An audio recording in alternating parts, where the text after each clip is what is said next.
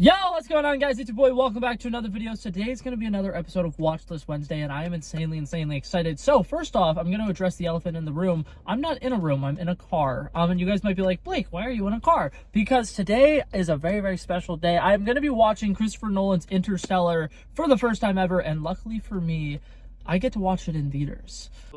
Watch. Oh, it's Watchlist Wednesday. I'll add it to the list. Okay, so this movie has been on my radar for literally forever. As somebody who grew up watching the Dark Knight movies and absolutely loving them, I never really understood the concept of like directors being a big thing in Hollywood who had a big control on why movies were good and not good. So I had no idea who Christopher Nolan was. I didn't understand that he was an incredible filmmaker, and I didn't know that he had made movies that weren't superhero movies. So last year when Oppenheimer came out, a lot of people were posting their videos ranking all the Christopher Nolan movies. And it was surprising to me how every single one of these movies were ranked really highly, and like they would have like the number score rating for each of the movies. And I always thought it was interesting that a lot of people consider Interstellar to be one of his best movies of all time, and every single Christopher Nolan movie I've seen I thought has been incredible. And a lot of people are saying that Interstellar is not only just his best movie, but his best movie like by a landslide. So that being said, I'm really excited to go see it. I'm going to go watch it in theaters because the theater near me does flashback cinema. And on Wednesdays and Sundays, they have different movies. And today, they happen to be playing Interstellar. So I'm incredibly excited. I'm going to go watch it. And I will come back and give you guys my initial reaction. And then give it a little review. Oh my god! Okay, so first of all, that was an insanely good movie. I really enjoyed all of that. For one, the acting is incredible. For two, the sound design is impeccable. For three, wow. I'm not gonna lie, have you ever watched a movie that's so good that it retroactively ruins a bunch of the other movies for you guys? Because what I'm saying is, I thought that this movie was really good. I love space movies, and there's a lot of movies that I like. Like The Martian is a great movie. I love The Martian. And this movie is so good in the sound design, the acting, the cinematography, all of the locations and the settings and everything is so well detailed that in retrospect, other space movies, in my opinion, don't even compare to how great this movie was. So The Martian I still think is a great movie, but I don't think it's nearly at this level, which is insane to me because when I watched The Martian for the first time, I was like, holy shit, that's one of my favorite movies. So I'm gonna need to rewatch The Martian at some point and see if it still holds up. But as it currently stands, I think Interstellar might be one of my favorite, I don't want to say one of my favorite movies of all time, but it might be one of the best movies I think I've ever seen, and I'm really glad I got to experience it in a theater with a nice Dolby surround sound. Like I said, sound design in this is incredible. I know it's Hans Zimmer's score, and I've heard like the main like theme of it a bunch of times, and oh my god, it is incredible. It is touching.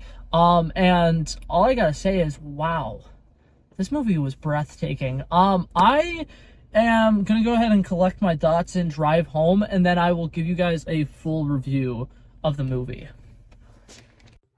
Alrighty, so I did get to see this in theaters, and I want to go ahead and highlight some sequences that I think work really well in theaters that I'm kind of like, I don't know how I would feel if I just watched that at my house on a regular TV screen. So anytime they are close to the black hole is absolutely beautiful. I think that the design of the black hole is incredible, and the fact that they have so much attention to detail with everything about the black hole, the scientific stuff that goes with it.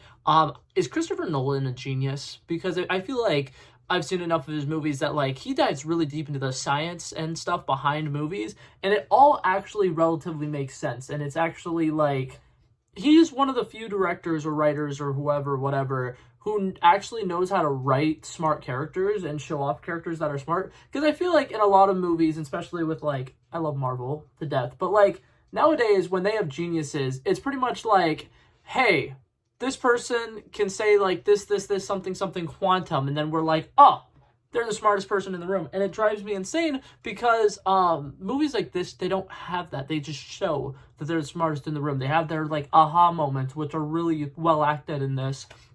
And they have like a lot of one thing that I like about this is that they try to connect everything to science in some way, shape, or form. They don't believe in anomalies. They don't believe in supernatural stuff. And everything has a scientific explanation for why it happened, how it works, and everything like that. And I think it's incredible how they are able to tie everything into science in a way that it actually somewhat realistically could potentially happen. This movie was beautiful. I absolutely loved it. Another sequence that I think works incredibly well in a movie theater, the first planet that they land on or whatever, the one that's like all water and time is relevant, so like every hour on there is like 7 years on Earth or whatever, and they land on that planet. There's like some uneasy feelings about it. They are trying to find the place where the woman landed, and they aren't seeing her, but they see her shipwreck, and then they're like, we have to head towards these hills in the background, and just the score picking up so fast and fast and fast and fast and fast, and then the realization that that's not a hill, it's a gigantic wave, is incredible. I think that everything about how they played out that scene was really interesting, and I really like the fact that that entire sequence shows, for one, a lot about how like different scientists are here for different reasons, and Hathaway's character cares so much about the data that she was almost willing to lose her life over it, and that's incredibly depressing. This is the first time we can see the robots acting in its like full, you know, purpose, and I think that it's really cool. I love the design of that robot, with it just being like 4 little hexagon things that can kind of like rotate around and do whatever. That's really interesting, and I love that. And the fact that they're having these really deep conversations on this planet while they're waiting for the engine and everything to dry out is great. And then I like the whole time dilation when they first get back to the little space station, and the guy had waited there for them for 23 years. And it's an incredibly emotional reunion. That sequence was just beautiful and breathtaking. Alrighty, but now to get into the acting side of things, I really want to talk about how well all of these actors and actresses did, because I think that literally every single actor in this movie who shows up on screen at any given point does a really remarkable job. I think Anne Hathaway's performance of this is incredible. I think that Matthew McConaughey's performance in this is incredible. I think this is literally the only thing I've ever seen him in. Because what's it called? I remember I've seen some of his like really old movies where he's playing like the 22-year-old who still is like going to high school parties and stuff like that, like some of his really, really old stuff. And then I think I've seen him in a couple episodes of True Detective when I tried watching that show like 3 years ago, and I never got into it. But yeah, Matthew McConaughey's acting in this is incredible. His ability to like show just raw emotions is fantastic. There's a lot of sequences where he's on the spaceship and it's literally just him and his facial expressions, and you can tell how like destroyed and distraught he is over all of these things that are happening to him.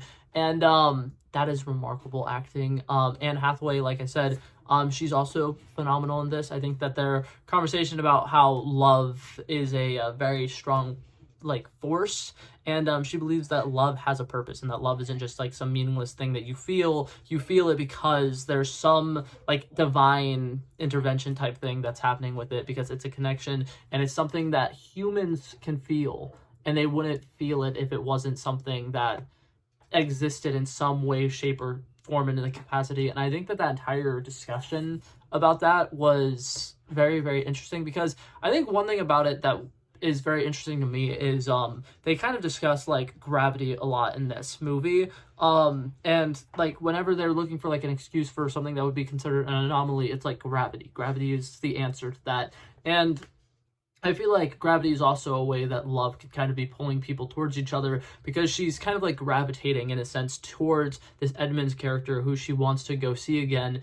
And it's very interesting to me that like she mentions like through time and space and being, you know, millions and millions of miles away from Earth or whatever, there's one thing that is driving her to this person specifically, and she thinks that that is powerful enough that she should trust her heart instead of, you know, just thinking about scientifical stuff. And I love that. I think that that is an incredibly touching moment, and something that I like about that is it also mirrors Matthew McConaughey's character incredibly well, because he has that same feelings towards Earth, and he's one of the only people who went on the mission who had any form of personal connections. And it kind of shows the strength of humanity isn't just being willing to, you know, die and sacrifice yourself for mankind, but having something that you are also fighting for. And I don't know, I think that the power of love in this movie is incredible, because he is able to do everything that he does in this movie because he cares so much about the people back home, and he longs to go back to Earth. He really wants to save the people of Earth. He has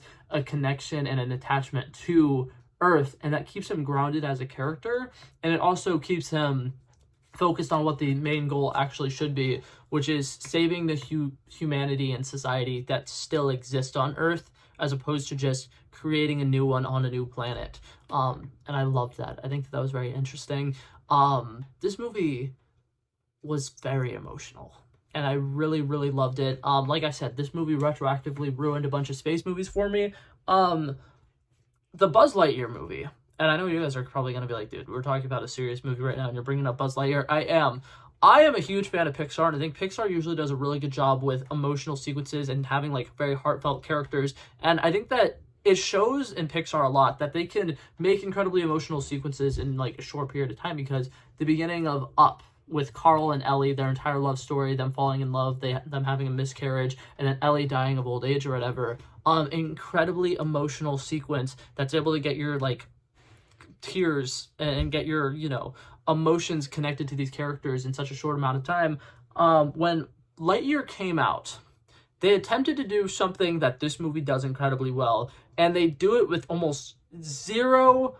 It's not even remotely close to how well done it is in this movie, and it actually retroactively makes me hate that movie even more. Next time I rank the Pixar movies, I think Buzz Lightyear will probably be my dead last spot, because in Lightyear, they kind of had something similar to the concept of, like, oh, if you go on this planet and you're on this planet for about an hour, that's this many years worth of Earth time that you are going to be missing out on. And when they do that in Lightyear, Buzz Lightyear literally has no reason to keep doing the thing that he's doing, except for the fact that he's just stubborn, and he watches the lives of so many people who he loved and cared about come and go, and he watches some of his favorite people pass away, and he has almost zero emotional reaction to it until after the fact. Whereas in this one, you can tell the entire time Matthew McConaughey is like, okay, I need to make sure that I am not wasting any time doing this, because every single second that I spend on this planet is minutes away from, is like taking years